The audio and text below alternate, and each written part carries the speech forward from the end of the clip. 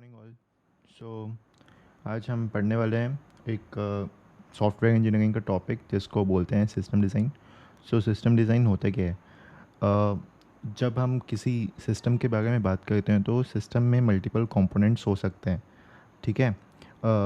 वैसे ये software engineering का कॉन्सेप्ट है, बट अगर हम इसको थोड़ा हार्डवेयर से कोरिलेट करके देखें तो हार्डवेयर में जैसे हमारे पास कोई मशीन होती है, तो जो मशीन जो बिल्ड करते हैं उसके पीछे कुछ अंडरलाइंग प्रिंसिपल्स होते हैं जिसके ऊपर वो मशीन बनी रहती है। फॉर एग्जांपल मैकेनिकल इंजीनियर्स जो होते हैं वो मैकेनिकल इंजीनियरिंग पढ़ते हैं, वो फिज़िक्स के कुछ कॉन्सेप्ट्स पढ़ते हैं, इंजीनियरिंग के कुछ कॉन्सेप्ट्स पढ़ते हैं, तब जाके वो मशीन को बना पाते हैं।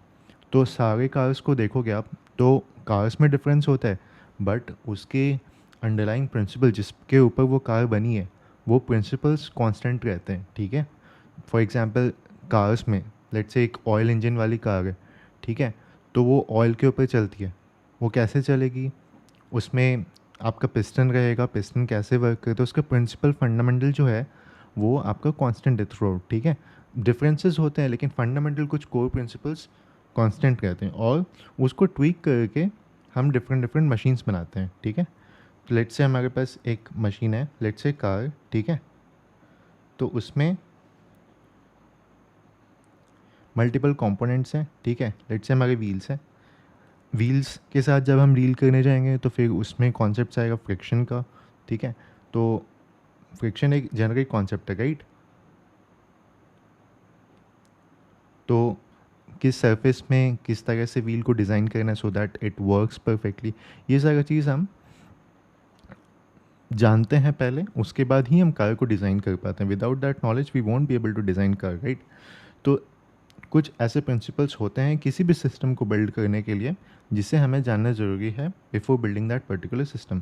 सिमिलरली सॉफ्टवेयर इंजीनियरिंग केस में हमें कुछ पता रहना चाहिए सॉफ्टवेयर इंजीनियरिंग होता है कि उसके कुछ अंडरलाइंग प्रिंसिपल्स होते हैं या नहीं होते हैं।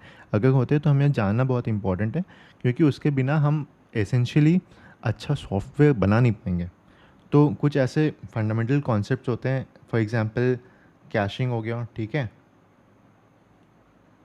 फिर हो गए स्केलिंग हो गया, ठीक है। Horizontal scaling, vertical scaling. फिर पीयर टू पीयर नेटवर्क क्या होता है, ठीक है। फिर उसके बाद हमारा क्लाइंट क्या होता है, ठीक है। सर्वर क्या होता है, नेटवर्क प्रोटोकॉल्स क्या होती हैं, ठीक है।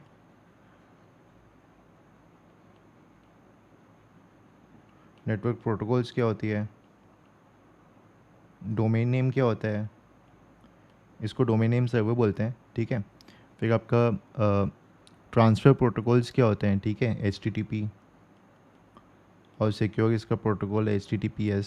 ये सारी चीज़ें लोगों को जानना होता है। इसके अलावा भी बहुत सारे कॉन्सेप्ट्स होते हैं जो सिस्टम डिज़ाइन में जानना होता है हमें, so that we can build essentially good efficient systems.